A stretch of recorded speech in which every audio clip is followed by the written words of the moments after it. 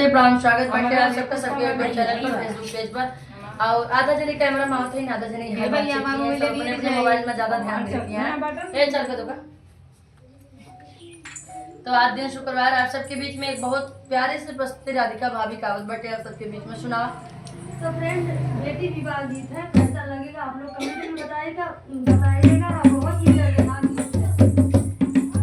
रोई रोई बेटी पूछे सुना मोरे पापा, ये सुना मोरे पापा, अरे कई सारी तियारी वाजे नाना, अरे कई सारी तियारी वाजे लाला नावा, अरे कई सारी तियारी वाजे लाला नावा, अरे कई सारी तियारी वाजे लाला नावा।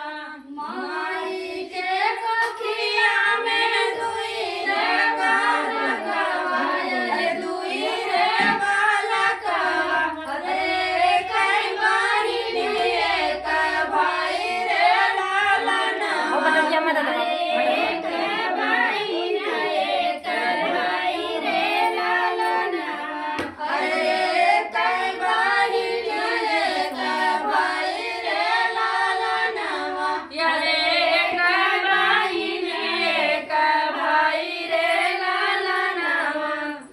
भैया के भाई भैया बाजले बाधैया, अरे बाजले बाधैया, अरे बहिनी के भाई मन उदास रे लाला, अरे बहिनी के भाई मन उदास रे लाला नावा, अरे बेटी के भाई मन उदास रे लाला नावा, अरे बेटी के भाई मन उदास रे लाला नावा।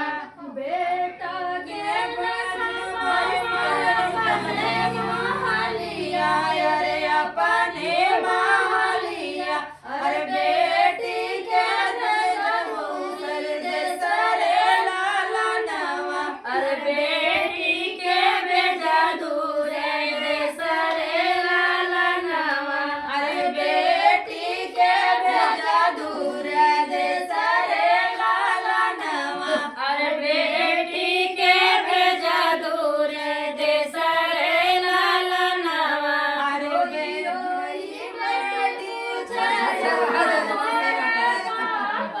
अरे सुना मोरे पापा, अरे कोई सारी तियारी वाजा रे लाला नावा, अरे कई सारी तियारी वाजा रे लाला नावा, अरे कई सारी तियारी वाजा रे लाला नावा, अरे कई सारी तियारी वाजा रे लाला नावा, अरे कई सारी तियारी वाजा रे लाला नावा, अरे कई सारी तियारी वाजा रे लाला नावा।